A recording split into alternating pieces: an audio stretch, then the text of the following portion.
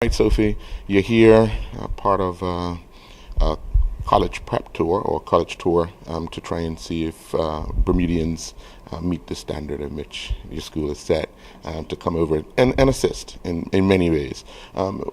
Why do you think it's important to attend these type of events, and what are you looking for from our young people in Bermuda? Well, we're looking for students that are engaged and wanting to come to the UK to take advantage of the British education. We offer one of the finest British educations at Felsted School for children from age 4 up to 18. We're looking for full boarders to come across from the age of 11. For children that are going to take full advantage of what we have to offer, not just academically, but all the co-curricular opportunities that we have at Felsted. This year we've decided to bring our Director of Cricket, Jason Gallian, with us because when we came last year we noticed that the Bermudians have a real passion for cricket. And we just thought it'd be a great idea for Jason to come over and to assess all the budding cricketers that you have here in Bermuda, and perhaps offer one or two of them a scholarship to help them on their way. Now, you say as young as 11. Separation of parents. How easy is it the transition, and what are some of the comforting things you're telling parents that you've been able to have success for a youngster as young as 11 to go away to school, boarding school by themselves? I think it depends on the individual child, actually. Some of the children we've seen here have been at summer camps, so have already had that experience of being away from their families. For other children it can be very daunting. It's a long way to go overseas. But many of them have got grandparents or friends who live nearby, so they've got that comfort factor. But we reassure them by just telling them about the pastoral setup that we have at Felsted. So they have house parents, they have resident tutors, they have a matron that will look after them, they're set up with a buddy, and that kind of allays any fears that they have. And Jason, obviously you're here as part of to get the cricket side and more so sports side of things. What are you looking for in a pupil or student in the classroom and on the field? What are some of the criteria? Yeah, it's good to come over first to Bermuda and have a look at the players, because I've heard a lot about their prowess and how well they've done. I suppose what we are is a school, so we're, as you quite rightly say, we're not only looking at the cricketing criteria, but they've also got to meet our standards of education.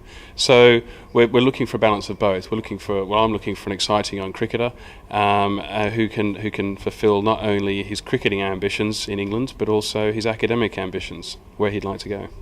Now, I'm always one saying, because I used to be an educator as well, not all youngsters perform well in both places. You have some that are very, very outstanding on the field, but struggle a little bit in the classroom. Does that sort of work against someone potentially going to your school? I think it does, only to the fact that the criteria is quite tough. We're looking at children who are coming in entry level to the senior school, but also children who could fit going into A level. So to get to the A level, they're going to need quite a high academic achievement at GCSE to do so.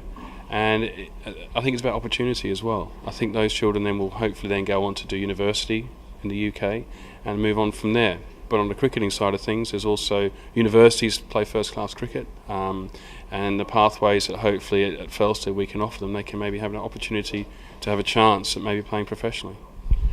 And how often, because obviously in the UK they have a rough winter, so what are some of the things that the youngsters are learning in the off season? Obviously they do indoor net training and so forth, but how often are they training? How often are they at school? How do they learn how to balance? Yeah, well, at a boarding school like ours, it's full on, so there's activities going all year round. Our cricket program goes for all year round as well, so as you quite rightly say, there'll be indoor nets to be done, one-to-one coaching, technical strength and conditioning. We have a scholarship program now, which is it involves now psychology, again strength and conditioning, diets, all those type of things that go to all our sports scholars, not only the cricketers but all of them. And we keep them busy. We'd like to see them playing sport. We'd like to see them playing different sports. So that also is a criteria. And we offer lots and lots of different things. So if they'd like to be a musician, if they'd like to go into the cadets, if they want to be involved in drama. There's lots of different opportunities for them. Now, we've had quite a few of our youngsters go abroad previous to various schools. One of the things I noticed a lot was that they were playing other sports, although they were on a contract or a scholarship to play cricket.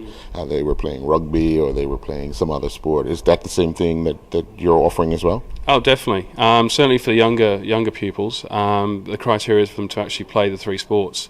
Ours are rugby, hockey, and cricket. Obviously, rugby is quite a high-impact sport, but it's about learning different skills. So they'll learn teamwork, they'll learn how to work as a team in that situation, and also something like hockey. Some of the pupils might never have played hockey before, so doing something that you're not good at might also be a different skill on its own. But we want them to play sport, and then as they get older, they start to specialise. And how has been the reception thus far? I know you had meetings last night. How did you get on? It's been quite overwhelming, actually. We were at the fair for 4 hours yesterday, and we didn't stop, really. So I think the fact that Jason's out here has caused quite a lot of interest. So yeah, no, we're delighted with the reception that we've had. Well, good luck for the remainder of the time here. Obviously, Jason represented England. You wear the shirts of your school and so forth. But the difference of trying to get a message across to a young athlete and going into the possibilities of being professional, the transition, taking it from a young age to get to a professional field.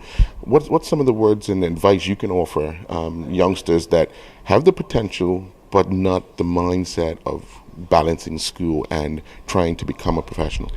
Yeah, it's a really tough one because what you're doing is putting all your eggs into one basket. I mean, in terms of the sport, it's about enjoying it, especially at a young age, and you've got to keep enjoying it. And it's a dedication. The dedication is that you have to sacrifice certain things to get what you want, to be the best. And you have to have a will, as you say, mental will, that you can do that. And that sacrifice can be training, that sacrifice can be not doing things, and you're dedicating your life to that. But what I would say is, certainly with the role with the school, is that you do need a backup. And the backup could be a trade, it could be education, or it could be a university degree. And if you have that, then you can actually hopefully flourish and really give your sport a good go. All right, well, good luck, and thank you for coming to Bermuda. Thank you.